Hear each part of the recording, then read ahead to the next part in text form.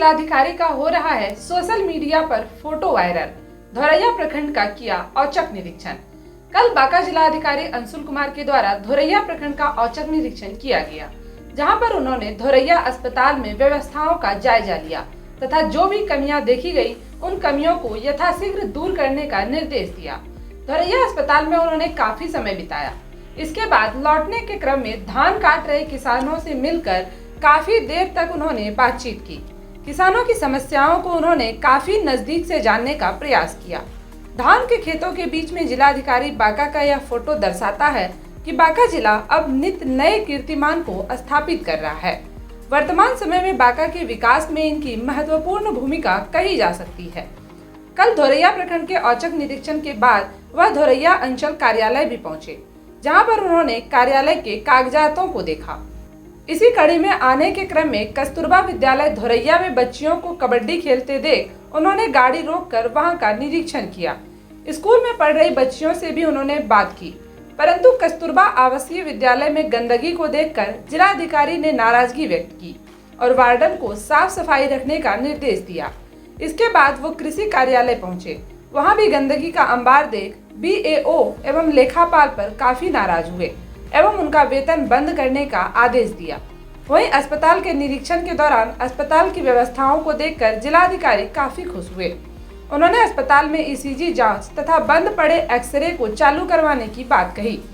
कल देर शाम समाहरणालय बांका के ID पर उनकी यह फोटो अपलोड हुई। उसके बाद लोगों ने उनकी खूब सराहना की। लड़कियां भी सहजता से अपने बीच बैठे अपने जिलाधिकारी से बात करती दिखी। बांका जिलाधिकारी के विषय में बताते चले कि IAS 2016 के बैच के हैं। इनका जन्म कानपुर उत्तर प्रदेश का है। इनकी शिक्षा दीक्षा गाजियाबाद से हुई। इनके पिताजी भी सरकारी कर्मी थे, जो कि लेबर डिपार्टमेंट में कार्यरत थे। सेंट मैरी कॉन्वेंट स्कूल, जो कि ICSE बोर्ड का था, वहां से इन्होंने मैट्रिक तक की पढ़ाई की। उसके बाद की शिक्षा KTB पब्लिक स्कूल कबीरनगर से 11वीं और 12वीं की पढ़ाई की थी।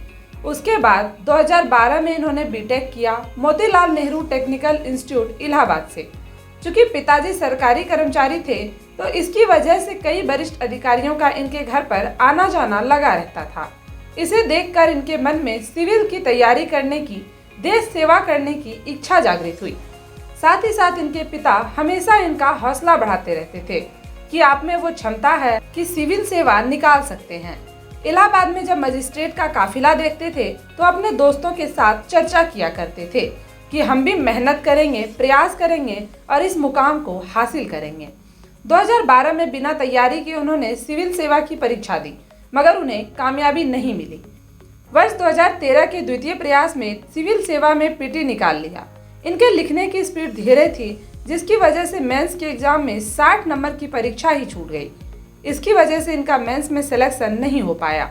इन्होंने फिर भी अपनी इस कमियों को दूर किया। 2015 में इन्होंने SSC का भी परीक्षा दिया, UPSC का भी परीक्षा दिया और भारतीय प्रशासनिक सेवा में वन सेवा का भी परीक्षा इन्होंने दिया और तीनों परीक्षा में उत्तीर्ण हुए।